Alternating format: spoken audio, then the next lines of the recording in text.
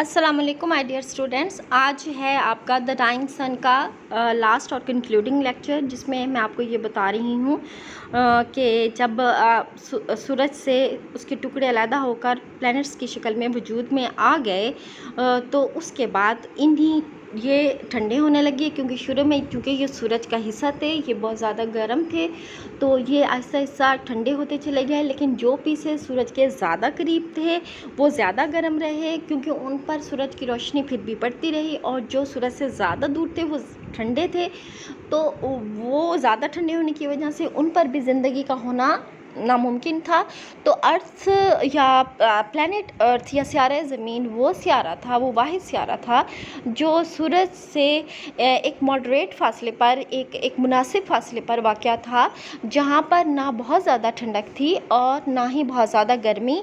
और यही physical condition है जो बहुत ज़रूरी है ज़िंदगी की बका के लिए, यानी मॉडरेट टेम्परेचर, एक ऐसा टेम्परेचर जिसमें मैटर या मादा ना तो सॉलिडिफाई हो सके, यानी ना तो वो ठोस हालत में आ सके, और ना ही वो गैसियस स्टेट में ना या भाप बन के ख़त्म हो सके। ज़िंदगी एग्जिस्ट करती है एक ऐसे टेम्परेचर पे जहाँ पर मैटर लिक्विड फॉर्म में एग्जिस्ट करे। तो लेट्स स्टार्ट आवर लेक्चर। सबसे पहले सिनोनिम्स हैं। कलेक्शन मीन मजमुआ। मीनिंग्स हैं anthology, accumulation, heap, hoard, pile, set, assemblage. Next word is scattered mean बिखरा हुआ होना, littered, spread, flinging, sprinkled, strew और dispelled. Next word is provide मुहैया करना, cater, equip, contribute, furnish, outfit, supply, afford. Next word is warmth mean हरारत, heat, hotness, fervency, fire, passion.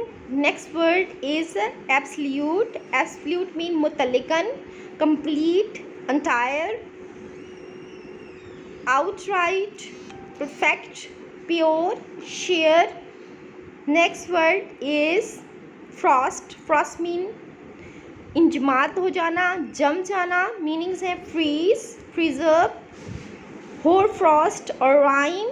Next word is solid mean ठोस, concrete, dense, firm, hard, most, stable, strong, sturdy, sound. Next word is belt mean पट्टी या इलाका। Meanings हैं area, district, layer, region, strip, stretch, zone.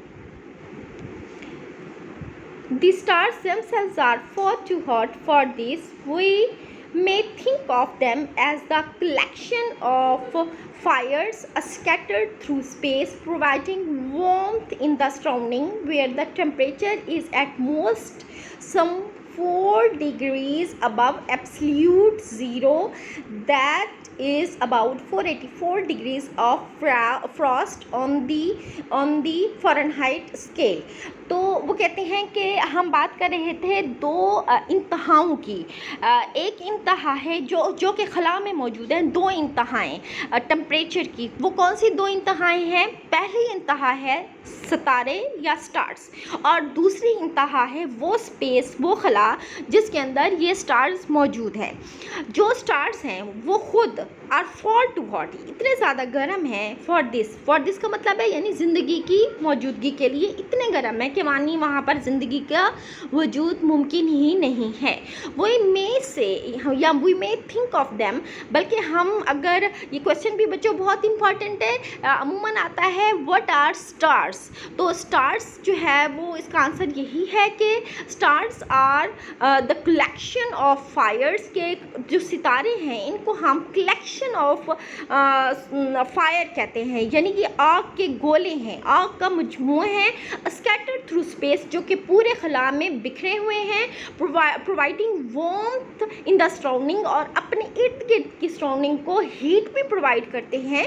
और surrounding क्या है? Surrounding वो खला है जहाँ पर where the temperature is at most some 4 degrees above absolute zero, जहाँ का दर्जा हरारत बाज़ औक़ात एब्सोल्यूट ज़ीरो से भी कुछ 4 डिग्री ज़्यादा होता है, जो कि मुमकिना हद तक कम से कम दर्जा हरारत होता है। यानी एब्सोल्यूट ज़ीरो वो मुमकिना हद तक कम से कम दर्जा हरारत होता है, और वो पैमाने के मुताबिक वो होता है 484 डिग्रीज़ ऑफ फ्रॉस्ट, यानी 484 डिग्री नुक्ता इंजमात का, जो कि फ़ारेनहाइट स्केल पर नापा जा सकता है।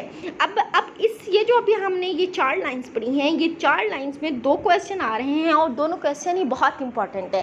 पहला क्वेश्चन है व्हाट आर स्टार्स, जो कि मैंने अभी बताया है, और दूसरा क्वेश्चन है आपका व्हाट इज़ एब्सोल्यूट ज़ीरो।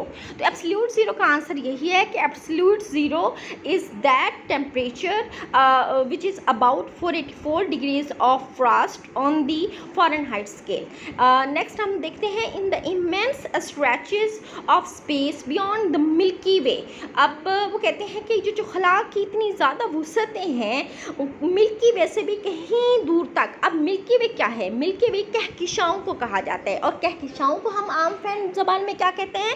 जहाँ पर बहुत सारे स्टार्स इकट्ठे हों, यानी कलेक्शन ऑफ स्टार्स। ये एक बात ज़हन में रखना कि ये जो कलेक्शन ऑफ स्टार्स है, इसका भी ये मतलब नहीं है कि उस तारे को साथ साथ होंगे। बेशक हम दूर से देखते हैं तो वो हमें साथ साथ नज़र आते हैं, लेकिन एक्चुअली ये कलेक्शन ऑफ स्टार्स में भी ये तारे एक दूसरे से मिलियंस माइल्स के फासले पर होते हैं।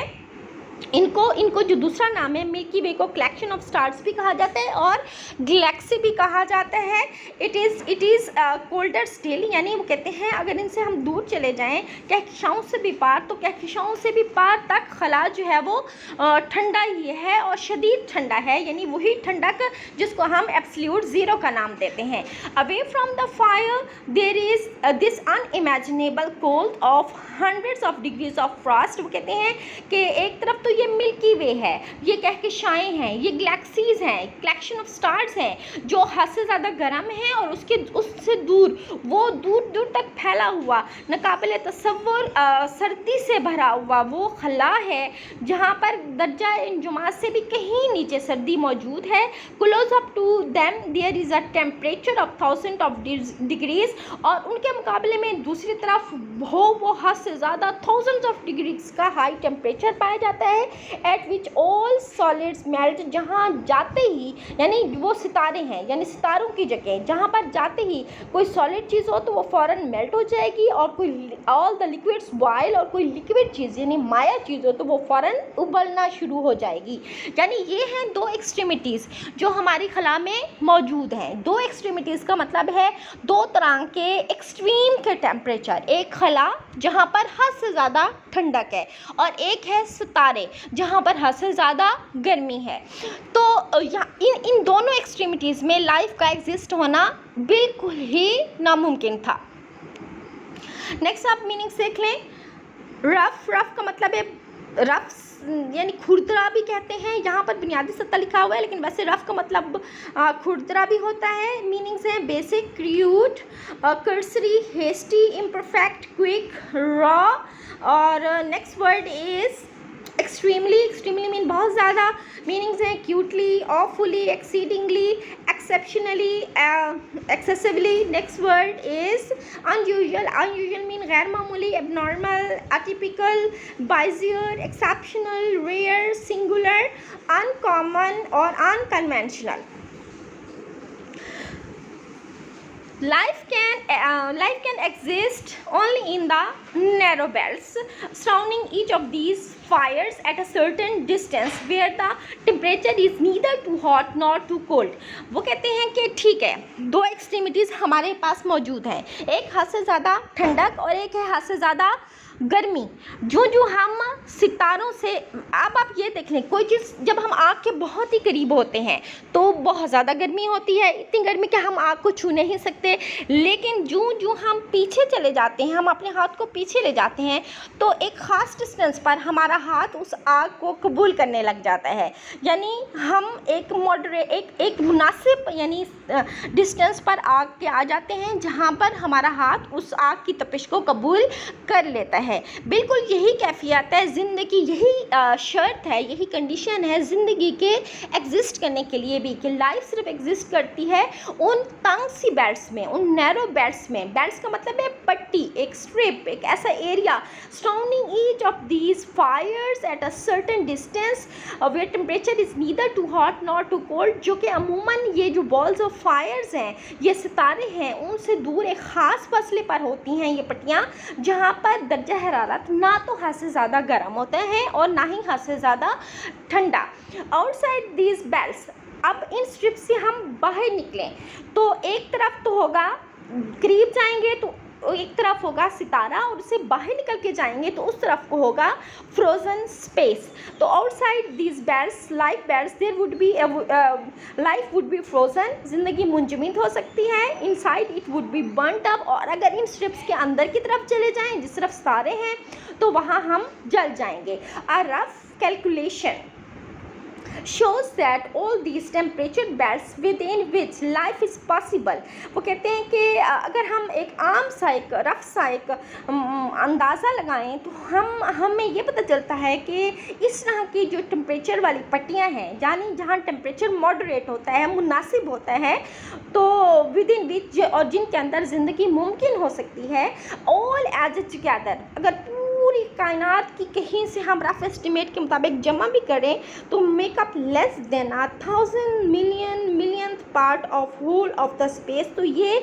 पूरे खला का कहीं करोड़वां से भी करोड़वां हिस्सा जाके बनेगा। एंड इवन इनसाइड देम, और इस तरह की बेल्ट्स के अंदर, पट्टियों के अंदर भी, life must be very rare, ज़िंदगी नहायत ही कामयाब होगी। For it is extremely unusual, क्योंकि ये बात इंतहाई हद तक गैर मामूली है। फॉर द सन्स, के सूरज टू थ्रो ऑफ प्लैनेट्स, के सूरज, जब उनके सूरज भी इस तरीके से अपने हिस्से फेंक कर सियारे बनाए, at our own sun has done, जिस तरह के हमारे सूरज ने किया। Probably only one star in 1 lakh has a planet going around it at the right distance for life to be possible on it, क्योंकि कहीं 1 लाख में कोई एक ही सितारा ऐसे होगा जिसके गिर्द एक ऐसा सियारा घूम रहा हो जो कि बहुत ही सही फासले पर हो, इस तरह के सही फासले पर कि जहाँ टेम्परेचर वही मॉडरेट हो कि उस पर ज़िंदगी जो है वो एग्जिस्ट कर सके, ज़िंदगी नमूदार हो सके और आगे ग्रो कर सके। तो बेटा ये था आप लोगों का चैप्टर, इसका एंड हो गया है। इसके साथ ये आप लोगों के साथ में मैंने थोड़ा सा टेक्स्ट आप लोगों को इसकी पोस्ट किया है। टेक्स्ट के साथ एक्चुअली जो इम्पॉर्टेंट वर्ड्स हैं वो दिए गए हैं। Pack, put into a box और a parcel, a spare, do without, let another have, give what is need not needed. और नेक्स्ट वर्ड जो इम्पॉर्टेंट है average, average, rare, rare is very important word, its meaning are seldom, not often. Radiations, giving out rays of light और heat, यानी basically जो शुआएं निकल रही होती हैं उनको रेडिएशंस कहते हैं। इसका पूरा मीनिंग है giving out rays of light और heat. Next word organisms, living body, reproduce increasing numbers of one sort by having offspring, यानी किसी का किसी जानदार का बढ़ना या उसके अंदर से बच्चों का पैदा होने का पैदाइश का अमल रिप्रोड्यूस कहलाता है। कम्प्लेक्स, नॉट सिंपल या पेचीदा या हार्ड टू क्लियर। प्लानिटरी, वो जो जिसका ताल्लुक प्लैनेट से हो। Of planets, spare, spare mean खाली, या फिर इसका mean that in which all the physical things things have their beings. Next word is calculation. Next is Milky Way meaning galaxy or the collection of stars. Questions हैं जो मैं already आप लोगों को कुछ इनमें से पोस्ट कर चुकी हूँ। आज मैं जो लास्ट क्वेश्चंस हैं वो पोस्ट कर दूँगी आप लोगों को बच्चों। और यहाँ पर एंड में मैंने थोड़ा सा समरी समअप किया है आपके पूरे चैप्टर को, ये भी आप ज़रा देख लें गौर से। एक और बात यहाँ मैं आप लोगों को बताना बहुत ज़रूरी समझती हूँ कि आप लोगों ने अपने ऐसे का नेम और साथ में उसका राइटर का नेम, हर ऐसे का वो आप लोगों को अच्छे से आना चाहिए। द डाइंग सन फर्स्ट ऐसे, राइटर का नाम जेम्स जीन्स। बाज़ औक़ात ये चैप्टर का नेम और राइटर्स के नेम भी आप लोगों को शॉर्ट क्वेश्चन आंसर्स की सूरत में आ जाते होते हैं। तो first chapter the dying sun, James Jeans, सबसे पहले बताया गया है स्टार्स आर वेरी ह्यूज, यानी साइज ऑफ स्टार्स के बारे में। दूसरे नंबर पर बताया गया है stars are great in number, जो कि बताया गया था कि stars are equal to the total number of grains of sands on all seashores of the earth. Next है but still the universe in which stars are present is also very huge. Due to this the distance between the stars can be more than millions miles, यानी उसके बावजूद यानी तादाद भी बहुत ज़्यादा है, इनके साइज़ भी बहुत ज़्यादा हैं, लेकिन जहाँ जिस यूनिवर्स में ये स्टार्स मौजूद हैं वो भी बहुत वसअत वाली है। यही वजह है कि एक सितारे का दूसरे सितारों से फासला कहीं करोड़ों मील्स का है। दिस वाज द रीज़न, यही वो वजह थी कि एक star can never come close to another star, के एक सितारा दूसरे सितारे के करीब नहीं आ सकता था। लेकिन इन तमाम तर फैक्ट्स के बावजूद भी एक रेयर इवेंट हुआ। साइड पे मैंने बताया हुआ है कौन सा रेयर इवेंट था। रेयर इवेंट ये था कि some 2000 million years ago our sun and a star began to move closer to each other, यानी उन दोनों का एक दूसरे के करीब आना एक बहुत बड़ा रेयर इवेंट था। रेयर मीन नायाब, नायाब कहते हैं कॉस्टली, एक ऐसी चीज़ जिसका होना ही नामुमकिन था, जिसके बारे में सोचा भी नहीं जा सकता था, लेकिन वो फिर हुआ। Their attraction results in the production of planets, उनके दरमियान अट्रैक्शन हुई। ये अट्रैक्शन इतनी बड़ी कि सूरज की सतह पर बहुत बड़े वेव्स नमूदार हुई, जो कि एक माउंटेन में बदली। ये माउंटेन फिर टूटा, इसके टुकड़े खला में जाके गिरे और खला में गिरकर सूरज के गिर्द ही रिवॉल्व करने लगे। ये सूरज का बेसिकली हिस्सा थे, इनको प्लैनेट्स का नाम दिया गया था। उसके बाद next is beginning of life हुई on one of these planets, उनमें से एक प्लैनेट्स पर, और उस प्लैनेट का नाम था अर्थ। फिर उसके बाद क्या हुआ, लाइफ स्टार्ट्स हुई फ्रॉम सिंपल ऑर्गेनिज्म से और एंड हुई ह्यूमन बींग्स पे। और ये ह्यूमन बींग्स पे चूँकि बहुत सारी सोच रखने वाले, मतलब उनकी बहुत सारी और आदतों के साथ एक सोच रखने वाली आदत भी थी, तो इस आदत ने उनके अंदर बहुत सारे फेयर्स पैदा किए। वो फेयर्स के बारे में पीछे मैं डिटेल में बता चुकी हूँ। अब ये है कि लास्ट में हमने यही पढ़ा कि जिस तरह ज़मीन पर ज़िंदगी वजूद में आई, इसी तरीके से कहीं किसी और जगह ज़िंदगी वजूद में किस तरीके से आ सकती है, सिर्फ एक सूरत में कि इसके लिए it needs suitable physical condition. और ये जो सूटेबल कंडीशन में सबसे अहम तरीन चीज़ आती है वो है टेम्परेचर, जो कि मॉडरेट होना चाहिए। तो बच्चों ये था आप लोगों का लास्ट लेक्चर आपका फर्स्ट चैप्टर का, जिसका नाम है द डाइंग सन। अल्लाह हाफिज़।